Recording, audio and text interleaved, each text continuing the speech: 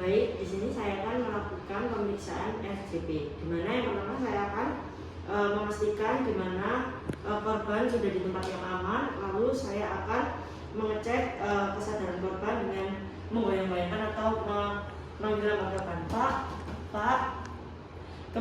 Lalu saya akan membuat suara, apakah bapaknya ini bisa dengar. Terus kita melihat mendengar apakah bapaknya mengeluarkan titian atau tidak. Kalau dia tidak mengeluarkan titian, kita akan menyiapkan respon berupa sirkulasi jalan nafas dan pernafasannya. Kemudian kita akan menelpon bantuan, meminta bantuan AED. Kemudian kita akan menjelaskan pasien tidak sadar karena apa, membutuhkan RJP dan ambulans segera. Kemudian terjadi seperti apa, apakah pasien gagal jantung atau terjatuh, kemudian jumlah korbannya berapa, lokasi korban, nomor telepon yang bisa dihubungi, dibutuhkan ambulans segera, dan tutup telepon. Kemudian meminta bantuan mengambil AED. Lalu di sini saya akan memposisikan korban di atas permukaan datar dan keras. Berikut saya akan melakukan pemeriksaan sirkulasi. Di sini saya akan mendeteksi denyut arteri karotis tidak lebih dari 10 detik, cek trakea dengan menunjukkan 2 atau 3 jari, rasakan denyut nadi. Kemudian pasien dengan henti jantung atau denyut arteri karotisnya itu tidak tertaba, harus dilakukan penekanan dada atau chest compression. Terus kemudian jika arterinya teraba tapi pernafasannya tidak ada, kita lanjutkan dengan bantuan pernafasan, kecepatannya itu 10 sampai 12 nafas per menit. Terus setiap 5-6 detik. Kemudian kita lakukan sampai bantuan tiba dan periksa denyut arteri karotis setiap 2 menit sekali.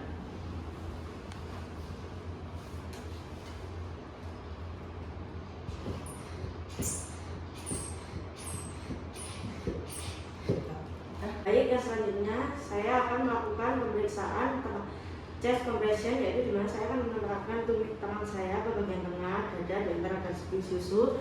Kemudian lengan di atas berada pada satu garis vertikal dalam keadaan kompresi, penekanan dada 5-66 cm.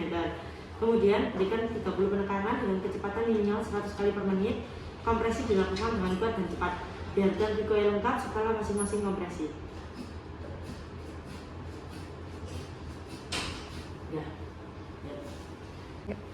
Kemudian ke metode RW, jadi setelah kita melakukan 30 kali penekanan dada, kita buka RW dengan metode head lift atau chin lift. Tempatkan orang tersebut di permukaan keras, angkat dagu dengan satu tangan, kemudian tangan lain mendorong dahi keras ke bawah. Kemudian jika dugaan cedera tulang belakang, gunakan metode jaw thrust, yaitu dimana tempatkan orang tersebut di permukaan keras, letakkan jari kedua tangan masing-masing sisi rahang dengan kedua rahang dan dipindahkan ke depan membuka jalan nafas. Baik, kita lanjutkan ke breathing, di mana korban itu kalau tidak bernafas kita bantuan nafas dari face mask dan letakkan di atas mulut korban. Kemudian pegang jalan nafas dan hidung tertutup dengan jari pemeriksa. Kemudian berikan nafas buatan masing-masing 1 detik dengan volume secukupnya untuk membuat dada naik.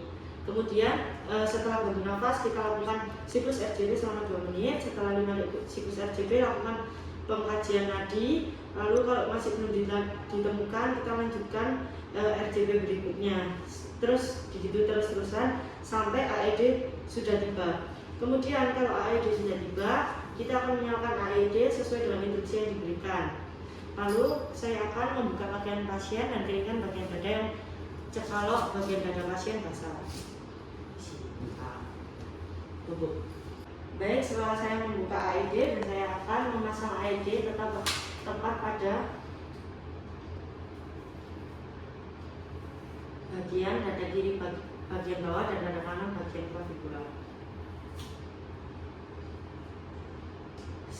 Baik, di sini saya akan memasang AED pada tepi dada kiri bagian bawah dan dada kanan bagian clavicular. Kemudian kita tidak boleh menyentuh pasien ketika AED menganalisa. Baik, di sini saya tidak menyentuh pasien ketika AED sudah menganalisa irama jantung pasien. Adult patient. If the patient is a child, press the child button. Do not touch the patient. Analyzing heart rhythm. Do not touch the patient. Analyzing heart rhythm. Shock advised. Do not touch the patient. Everyone clear. Press the flashing shock button. Press the shock button now. Shock delivered. Begin CPR.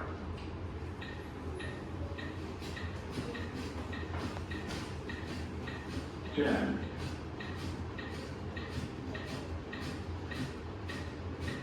20.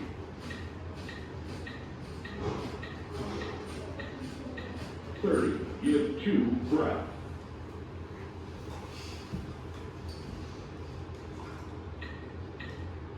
Lalu jika sudah melakukan metode-metode di atas, kita akan melakukan pergantian posisi penolong setiap 5 siklus, atau dilakukan ketika AED sudah memberikan apa-apa untuk menghentikan kompresi dan menganalisa irama. Baik, di sini saya sudah melakukan pemeriksaan RJP. Terima kasih.